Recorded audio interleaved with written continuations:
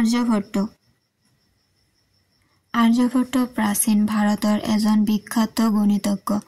গণিত বিজ্ঞান আৰু জ্যোতিৰ্বিজ্ঞানৰ বিকাশৰ ক্ষেত্ৰত আৰ্যভট্টৰ বৰঙণি অপৰিসীম, যদিও তেওঁ বিশ্ব প্ৰেক্ষাপটত প্ৰাপ্য স্বীকৃতি পোৱা নাই।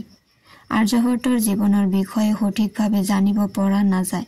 কিছুমান পৰোক্ষ তথ্যৰ পৰাহে তেওঁৰ জীৱনৰ এক ৰূপৰেখা পাব পৰা যায়।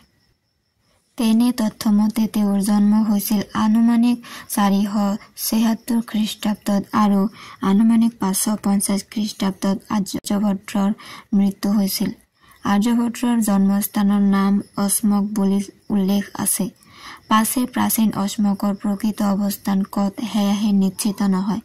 কিছুমানৰ মতে অস্মক হল মহাৰাষ্ট্ৰৰ এক স্থান, আন কিছুমানৰ মতে সেয়া ঢাকা আৰু কোনোৰ মতে সেয়া কুসুমপুৰ, পাটলিপুত্ৰ বৰ্তমানৰ পাটনা।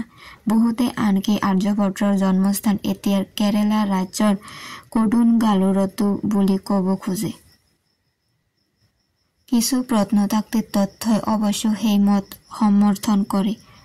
আৰ্যভট্টৰ জন্ম য'তে নহওক, উচ্চ শিক্ষাৰ বাবে যে তেওঁ কুসুমপুৰলৈ গৈছিল সেয়া প্ৰায় খাটাং। শিক্ষা লাভৰ পাছত তেওঁ কুসুমপুৰৰ এটা শৈক্ষিক প্ৰতিষ্ঠানৰ মুৰব্বী হৈছিল বুলি ধাৰণা কৰা হৈছে। যিহেতু পাটলিপুত্ৰতে প্ৰাচীন নালন্দা বিশ্ববিদ্যালয়খনো আছিল আৰু সেই বিশ্ববিদ্যালয়তে এটা মান মন্দিৰো আছিল, গতিকে তেওঁ সেইটোৰো মুৰব্বী হ'ব পাৰে। 24 বছৰ বয়সত আৰ্যভট্টই তেওঁৰ বিখ্যাত আৰ্যভাটিয়া গ্ৰন্থখন ৰচনা কৰে। সেই আৰ্যভাটিয়াখন পাছৰ কালত পোৱা গ'ল বাবেহে আমি বিজ্ঞান তথা গণিতৰ ক্ষেত্ৰত তেওঁৰ গুৰুত্বপূৰ্ণ অৱদানসমূহৰ কথা জানিব পাৰিলো। আৰ্যভাটিয়াত মূলতঃ পাটীগণিত, বীজগণিত, ত্ৰিকোণমিতি আৰু জ্যোতিৰ্বিজ্ঞানৰ বিষয়ে আলোচনা কৰা হৈছিল। আৰ্যভট্টৰ শিষ্য প্ৰথম ভাস্কৰে আৰ্যভাটিয়াক অস্মকতন্ত্ৰ, অস্মকৰ শাস্ত্ৰ বুলি অভিহিত কৰিছিল। সেই গ্ৰন্থত 108টা খণ্ড আছে। তাৰে 13টা হ'ল পৰিচয়মূলক খণ্ড আৰু সেই খণ্ডবোৰ 4টা পদ বা অধ্যায়ত বিভক্ত। আৰ্যভাটিয়াৰ প্ৰথম গীতিকাপদত সময়ৰ বৃহৎ যোগ বা এককৰ উল্লেখ আছে। সেইবোৰ হ'ল কল্প, মন্বন্তৰ আৰু যুগ। এই মহাযুগ আছিল এতিয়াৰ হিচাপত প্ৰায় 4.9 নিযুত বছৰ।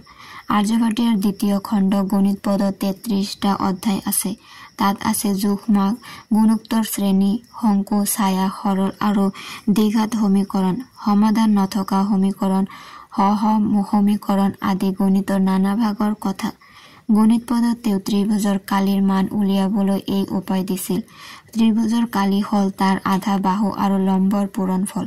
আৰ্যভাটিয়াৰ তৃতীয় খণ্ড কলাক্ৰিয়া পদতো সময়ৰ বিভিন্ন এককৰ বিষয়ে উল্লেখ আছে।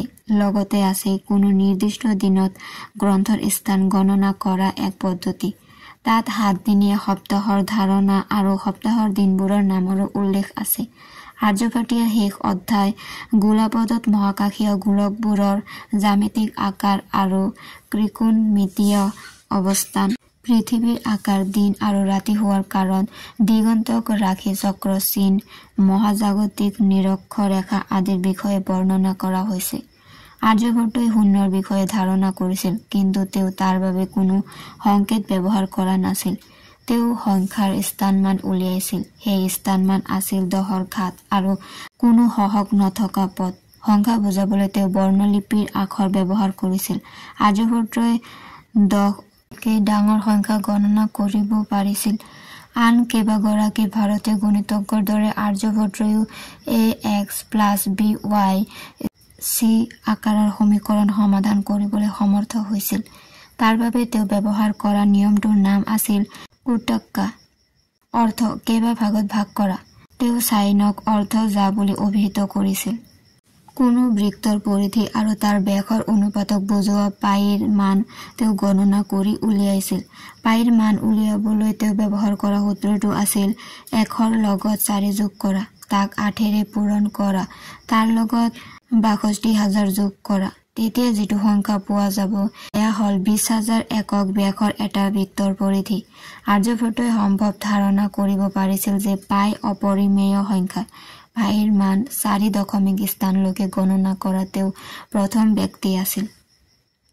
বীজগণিতৰ বিকাশৰ ক্ষেত্ৰতো আৰ্যভট্টৰ যথেষ্ট অৰিহণা আছিল। তেওঁ সূত্ৰৰ সহায়ত বৰ্গ আৰু ঘনকৰ কিছুমান বিশেষ শ্ৰেণীৰ যোগফল উলিয়াইছিল। জ্যোতিৰ্বিজ্ঞানৰ অধ্যয়নৰ ক্ষেত্ৰত তেওঁ যি পদ্ধতি ব্যৱহাৰ কৰিছিল তাৰ নাম আছিল ঔদয়ক পদ্ধতি। এই পদ্ধতিত দিনবোৰ উদয়ৰ পৰা আৰম্ভ হয় আৰু লংকা বা নিৰক্ষৰ ৰেখাত শেষ হয়। আৰ্যভট্টই অৰ্ধৰাত্ৰিকা নামেৰে মাজ ৰাতিৰ আকাশৰ এক আৰ্হি বা মডেল তৈয়াৰ কৰাৰ কথাও জনা যায়। পাছে সেয়া বোধহয় সংৰক্ষণ অভাৱত নষ্ট হৈ আৰ্যভট্টই সঠিকভাৱে ধাৰণা কৰিছিল যে পৃথিৱীয়ে প্ৰতিদিনে নিজৰ অক্ষত ঘূৰে আৰু পৃথিৱীৰ এই গতিৰ বাবে আন নক্ষত্ৰবোৰৰ আপেক্ষিক বিচৰণ দৃষ্টিগোচৰ হয়। এই কথা শুদ্ধ হলেও সেই সময়ৰ প্ৰচলিত বিশ্বাসৰ বিপৰীত আছিল। আৰ্যভট্টিয়াত তেওঁ লিখিছিল যে গ্ৰন্থবোৰ অস্ত যোৱা আৰু উদয় হোৱা পৰিঘটনা প্ৰকৃততে হল এখন নাৱত কোনো মানুহ গৈ থাকিলে ৰৈ থকা বস্তুবোৰ পিছলৈ যোৱা পৰিলক্ষিত হোৱাৰ দৰে এক ঘটনা।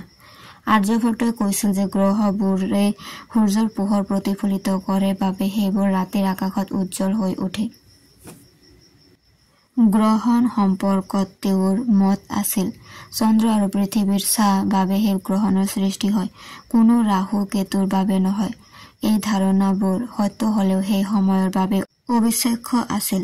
বৰ্তমান বিহাৰৰ তাৰেগানত যিটো সূৰ্য মন্দিৰ আছে সেইটো বোধকৰো আৰ্যভট্টই স্থাপন কৰিছিল আৰু মান মন্দিৰ হিচাপে ব্যৱহাৰ কৰিছিল। বহুতৰ মতে আৰ্যভট্টই জীৱনকালৰ বেছিভাগ সময় কেৰালাত অতিবাহিত কৰিছিল, কিন্তু কিছুমান পৰোক্ষ সাক্ষ্য প্ৰমাণে সেয়া নকয়। আৰ্যভট্টই শুদ্ধভাৱে গণনা কৰি উলিয়াইছিল যে গ্ৰহবোৰৰ কক্ষপথ উপবৃত্তীয়। পাছে গ্ৰহৰ উপবৃত্তীয় কক্ষপথ আৱিষ্কাৰ কৰাৰ কৃতিত্ব তেওঁ নাপালে। তেওঁতকৈ বহুদিন পাছত 1571 খ্ৰীষ্টাব্দত জন্ম হোৱা আৰু এই কথা স্বতন্ত্ৰভাৱে আৱিষ্কাৰ কৰা জোহানেছ কেপলাৰহে এই তথ্যৰ আৱিষ্কাৰক বুলি এতিয়া বিশ্বই জানে। গণিত আৰু জ্যোতিৰ্বিজ্ঞানৰ ক্ষেত্ৰত আৰ্যভট্টই যিবোৰ আৱিষ্কাৰ কৰিছিল সেই কামবোৰে চুবুৰীয়া দেশসমূহৰ জ্ঞানী লোকসকলৰ ওপৰতো প্ৰভাৱ পেলাইছিল। বিখ্যাত পণ্ডিত আল-খোৱাৰিজমী আৰু 10ম শতিকাৰ আল-বেৰুনীয়েও তেওঁলোকৰ গ্ৰন্থত আৰ্যভট্টৰ প্ৰসংগ উল্লেখ কৰিছে। ত্ৰিভুজ আৰু বৃত্তৰ কালি নিৰূপণ কৰা গণিতজ্ঞ হিচাপে আৰ্যভট্ট প্ৰথম আছিল। পৃথিৱীৰ পৰিধি ৬২,৮৩২ মাইল বুলি তেওঁ গণনা কৰি উলিয়াইছিল। সেই সময়ৰ পৰিপ্ৰেক্ষিতত সেয়া আছিল শুদ্ধ আৰু এক চমকপ্ৰদ হিচাপ। তেওঁ কৈছিল যে পৃথিৱীয়ে নিজৰ অক্ষত ঘূৰি থাকে বাবে পৃথিৱীৰ পৰা দৃশ্যমান আকাশৰ তৰাবোৰেও স্থান পৰিৱৰ্তন কৰি থাকে। আৰ্যভট্টই সৌৰ দিনবোৰক একোটা সংখ্যাৰ চিহ্নিত কৰি একাধিক ক্ৰমে গণনা কৰাৰ এক পদ্ধতি উলিয়াইছিল। সেই পদ্ধতিৰ ওপৰতে ভিত্তি কৰি আনসকলে পাছত হিন্দু কেলেণ্ডাৰ তৈয়াৰ কৰিব পাৰিছিল। নিজৰ পৰ্যবেক্ষণৰ দ্বাৰা তেওঁ চেপেটা পৃথিৱীৰ ধাৰণা বৰ্জন কৰিছিল আৰু পৃথিৱী আৰু আন গ্ৰহবোৰে যে সূৰ্যৰ চাৰিওফালে ঘূৰে সেই কথা জানিবলৈ দিছিল।